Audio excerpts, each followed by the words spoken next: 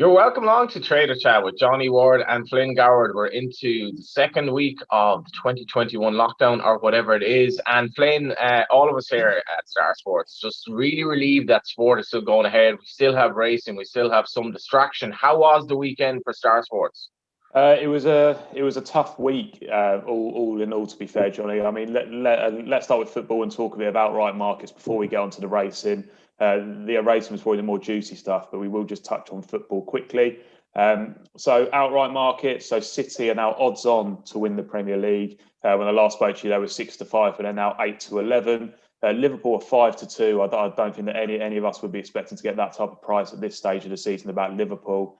That is an incredible swing in the space of a week or two. It's all over the place, isn't it? I mean, when we speak week on week about the outright market, it does just seem to change week on end.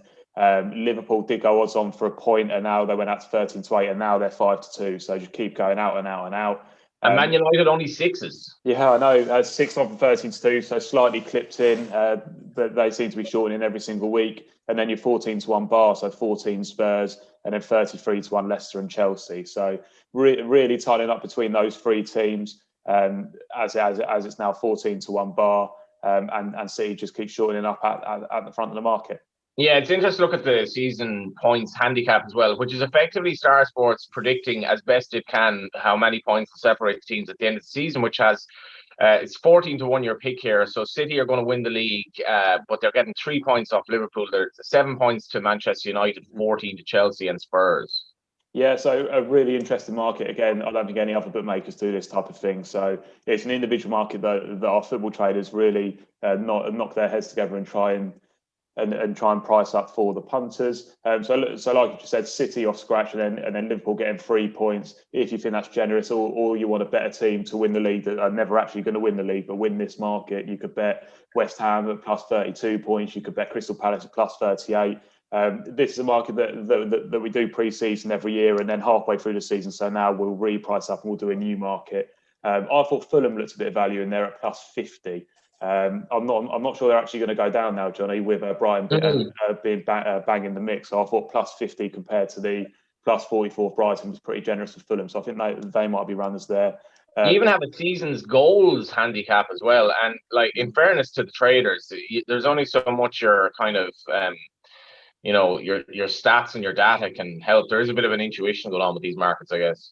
Yeah. I mean, I've been looking at Rory, who's our head football trader, going through it this week, and he's got all types of spreadsheets to try and work it out. But there's always one or two teams that just makes a mug of you. You had Sheffield United last year in the season handicap, and I'm sure there'll be another one this year where they just completely outperform what they're meant to do. But when you're pricing up a handicap with so many teams in, there's always going to be one or two that are going to make a fool of you. But then it's down to the punters to try and find them and us to swerve them. What about the FA Cup?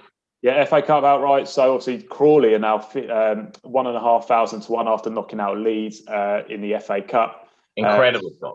Yeah, absolute madness. Leeds were actually our biggest bogey in the FA Cup, so we're very happy to see that. Obviously, very unexpected. Arsenal are the other losers in the FA Cup for us.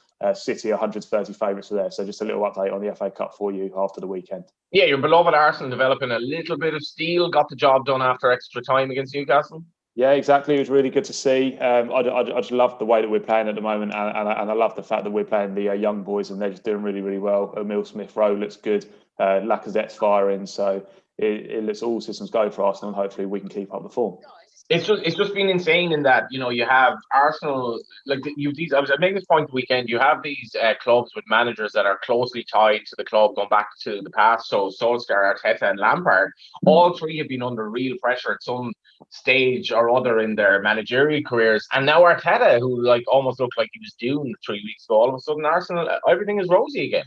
Yeah, I mean, with these kind of new managers who don't have that real experience to fall back on, it can go one or two ways very, very quickly. You can go to the space of they don't really know what they're doing, to the space of, they've got a fresh pair of eyes and they've got a new outlook on the game, and they've worked under these new modern managers. And so it can go one of two ways very, very quickly. But Ole Gunnar Solskjaer and Mikel Arteta won't be complaining at the moment, whereas Frank Lampard's kind of got it all to do. But a couple of good performances from Frank Lampard, and he'll quickly swing back the other way. So I wouldn't be too worried. It's just purely if they get under a rut. But I believe they've got Fulham coming up, haven't they, Chelsea? So they'll be hoping to get a decent result there, and then he'll be back on good form.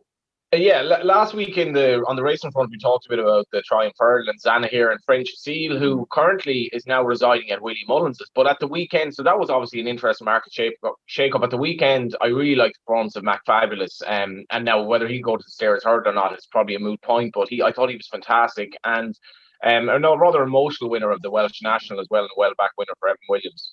Yeah, let's start with Kempton, as you just spoke about McFabulous. What was your thoughts on the ride on McFabulous? Yeah, I mean, obviously, sometimes you look at a race and you say the jockey was like just so confident that it didn't really matter where he went in the race. Like David Jennings had an interesting article in the Racing Post about the times and the distances at Tremor for the Albion Photo race, considering it was a furlong longer than advertised. But in 2020, I took up cycling, and the Strava app, which you can use for swimming and running as well, it effectively tells you your sectionals at all points in anywhere in Dublin or anywhere in Ireland, pretty much. And I loved that to come in for racing. So how optimal was that ride? Like, how much ground did he lose going out wide relative to the runner-up? I just love the way he does it. Maybe he's not a 3-mile stayer, but it's one of these things. Do you criticize a jockey after he's won, considering that he may have been confident that he was always going to win? But it was good to see Mick Fitzgerald say what he said afterwards, because I don't think we've enough of that. I think it can be a little bit too kind of cushy, the analysis of these rides from former jockeys. Yeah, I completely agree with you there, and it was an interesting take you just said there with the Strava app and the way that it kind of tracks how far you've actually travelled. And it'd be interesting to see that with racing, because if you are racing on the inside, obviously you could cover so much less ground than obviously if you're on the outside. But I also really like the fact that he was criticised for it, even though he won the race, because we don't see enough of that in racing, and we can be a little bit touchy, trainers and jockeys can be, but I think everyone needs to be held to account, and also constructively as well. So it was an interesting ride from Harry, but obviously got the job done there. I know Nicholl says after race, likely he's going to go to Aintree, and they seem to have it in their head that he doesn't get 3 miles. But Cobden himself actually seemed to think the race was just a bit of a mess the previous day. So I'm not sure. I wouldn't be amazed if he rocked up. I think the World Hurdle still looks fairly winnable, maybe. I think Paisley Park's winnable anyway. Yeah, I wouldn't think he's too vulnerable. I think he was pretty good last time, and there was an article that came out yesterday saying he's bouncing at home. So it wouldn't surprise me if he just went and got the job done at Cheltenham. He looks a very good horse, and he's just a real proper stayer who runs through the line, and that's what you want. And I'll take Paisley Park. Last year is you got to bounce back from that, and that's my concern. Yeah, but he's shown nothing this year to say that he won't. I mean, the first run of the season got done by Time Hill, who might have been a bit fitter and just did him for a bit of toe. He was always trying to get to him coming back to the line, and then he obviously did him the next day. So I'd much rather have Paisley Park in a battle than Time Hill or McFabulous. I think Side of Burley is the interesting one. We've laid him heavily. He'd be our biggest loser of the whole festival so far. Side of Burley. He's obviously won at 2 previous Channel festivals in lesser races.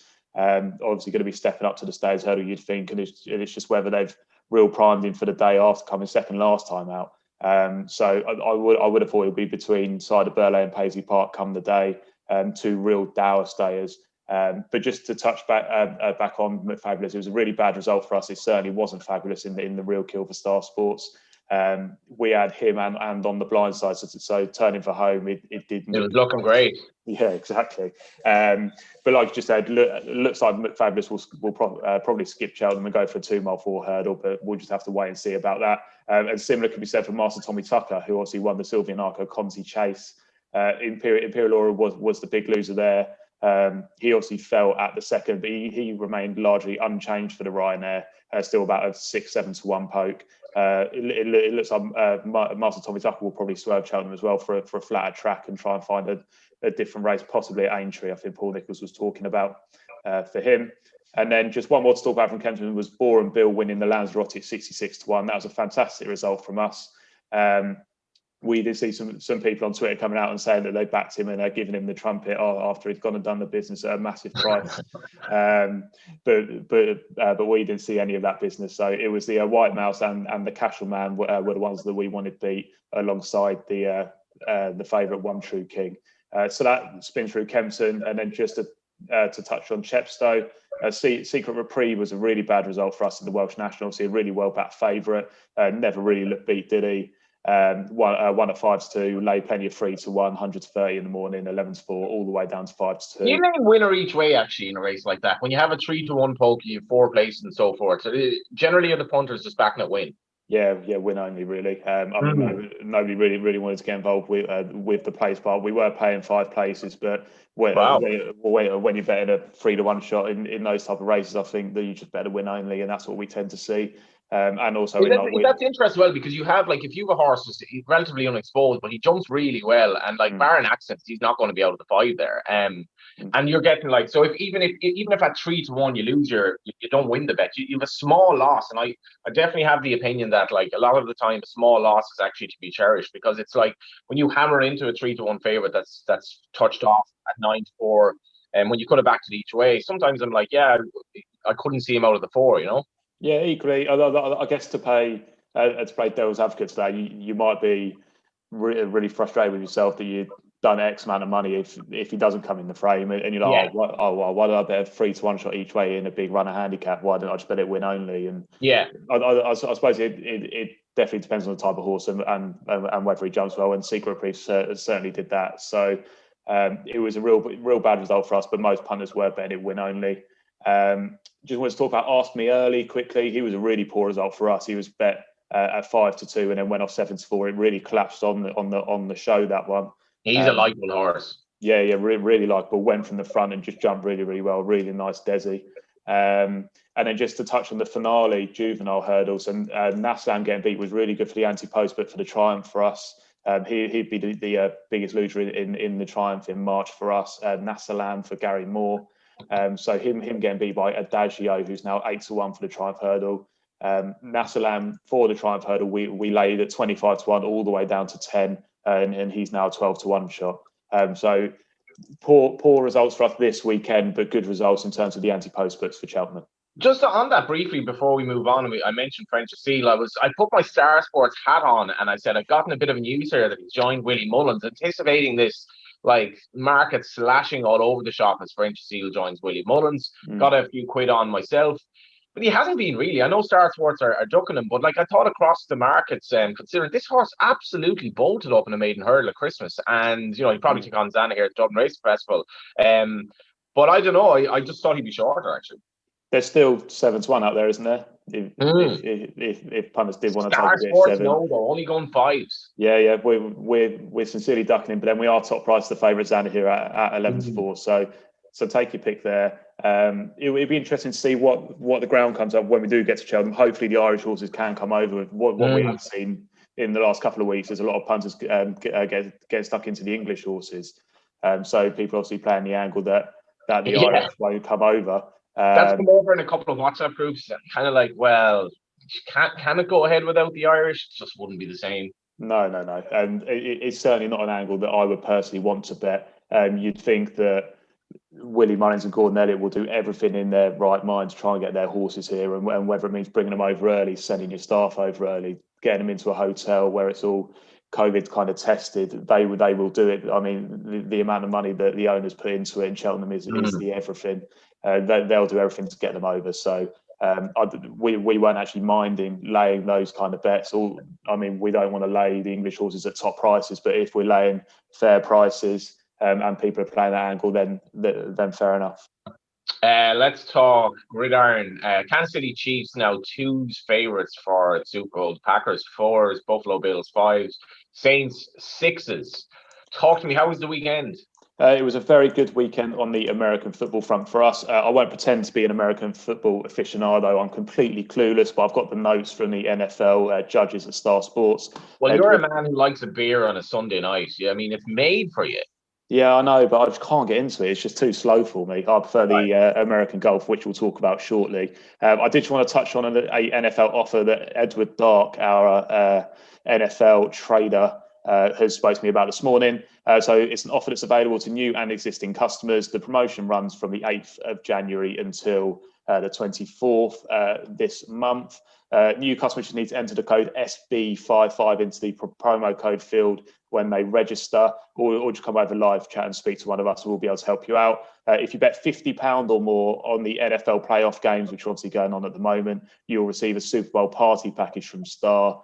So that obviously include chicken wings with buffalo sauce, ranch dips, slaw, mac and cheese with crispy bacon, beers, and a pecan pie. I don't care what anyone says. Ben Keith's crusade of kind of providing a nexus between a betting company and the culinary delights of the world. I love it.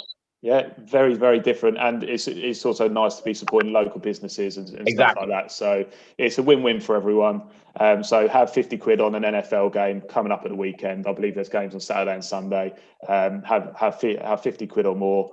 Come speak to us on live chat, and then you'll be getting after the Super Bowl, and you'll be able to have a nice evening with a few beers. But just to get back to the NFL in terms of the results, like I just said, a really good weekend for us.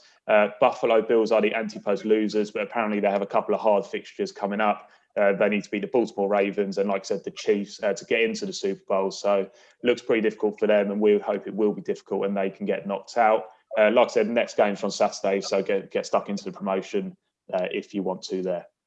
Yeah, let's finish with golf. You spent some of your Sunday night, I believe, watching a bit of golf. Looking very fresh this morning, must be said, for somebody who watched American golf last night. I know it was quite a late finish, but it was a good watch. I mean, not for me because I bet Morikawa. Right. He was 5-2 going into yesterday, took 28 before the tournament, and then managed to finish 7th when I bet him top 6. So wasn't a great end to the evening, but still a good watch anyway. DJ and Sergio Garcia were the big losers for Star Sports pre-tournament. The eventual winner, Harris English, was actually a really good result for us. He was a slightly better result than Joaquin Neiman, who was seen eating crisps when he'd finished and was a clubhouse leader and didn't fancy going onto the range until or potato chips, as it's colloquially known. Yeah, either or. So Harris was a slightly better winner in the book for us than Joaquin Neiman, but either would have been good results. Harris English beating Joaquin Neiman in a playoff. So more golf to look forward to this week, and hopefully just sport continues and we keep cracking on, Johnny. Yeah, you get the impression, for those of you who watched this morning, you get the impression that Flynn and I just want to talk. We just want social interaction. Yeah, exactly. I mean, we've all been locked away for so long now, and we probably rambled on here, but it's all good stuff, hopefully. Top man, Flynn. Cheers, Johnny. Yeah, we shall talk to you next week with more Trader Chat.